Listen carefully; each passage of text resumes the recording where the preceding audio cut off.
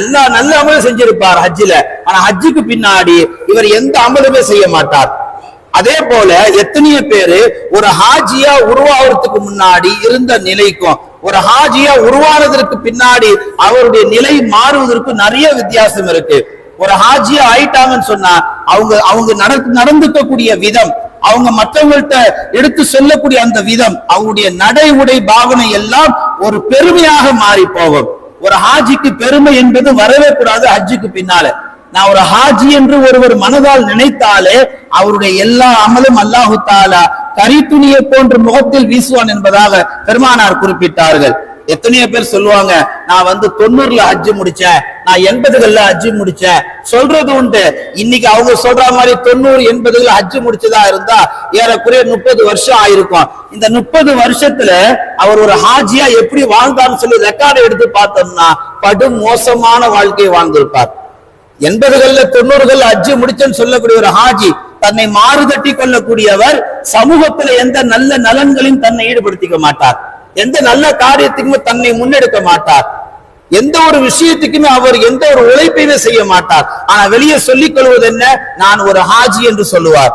ஒரு ஹாஜி என்றால் எப்படி இருக்க வேண்டும்? பெருமானார் சொன்னார்கள், ஹஜ்ஜில மட்டும் உங்களுடைய கடமை முடிவதில்லை, ஹஜ்ஜில உங்க கடமை முடிஞ்சதுக்கு பின்னாடி ஒரு ஹாஜியா நீங்க ஆயிட்டீங்கன்னா ரசூலுல்லாஹ் சொன்னாங்க, மன் தரக்க ஸலாத்த கஃபர மன் தரக்க ஸலாத்த கஃபர முத்தஅம்மிதன்.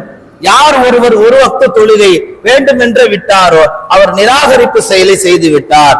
பெருமானார் சொன்னார், ஒரு ஹாஜி ஹஜ்ஜில் 5 வேளை விழுந்து விழுந்து தொழுவார், ஹஜ்ஜுடைய காலங்களில் தொழுகையை விட மாட்டார். ஆனா ஹஜ்ஜுக்கு பின்னாடி பாருங்க ஒரு வக்த தொழுகையை அசாதாரணமா விடுவார்.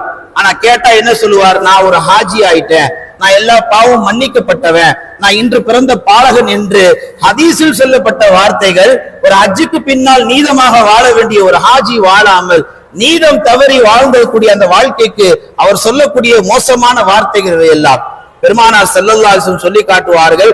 ஒரு ஹாஜி ஹஜ் செஞ்சிட்டார்னா அதற்கு பின்னாடி மன் நசிய ஸலாத்த அலா நசிய தரீகில் ஜன்னா, யார் என் பெயரை சொல்லப்பட்டதற்கு பின்னால் பொதுவா ஹஜ்ஜுக்கு போயிட்டாங்கன்னா மதீனால என்ன செய்வாங்க, ரௌலா ஷரீஃப்ல ரசூலுல்லாஹ் பார்த்துட்டாங்கன்னா ரசூலுல்லாஹ் தர்பாரை பார்த்தாங்கன்னா நிறைய ஸலவாத் ஓதுவாங்க. ஹஜ்ஜுக்கு புறப்படும் போது நிறைய ஸலவாத்துக்களை ஓத ஆரம்பிச்சிருவாங்க. 1000 ஸலவாத்து, 2000 ஸலவாத்து, 1,00,000 ஸலவாத்துன்னு ஹஜ்ஜு காலங்கள்ல ஓதுவாங்க. ஆனா ஹஜ் எல்லாம் முடிஞ்சிட்டு ஒரு சாதாரண அசருடைய வக்து அல்லது சாதாரண ஃபஜ்ருடைய வக்து பள்ளிவாசல் தொழுகைக்கு அந்த ஃபர்லுக்கு பின்னால ஓதப்படக்கூடிய ஸலவாத்துல வாயை திறந்து ஸலவாத் ஓத மாட்டாங்க. ஹஜ்ஜுக்கு போகும்போது விழுந்து விழுந்து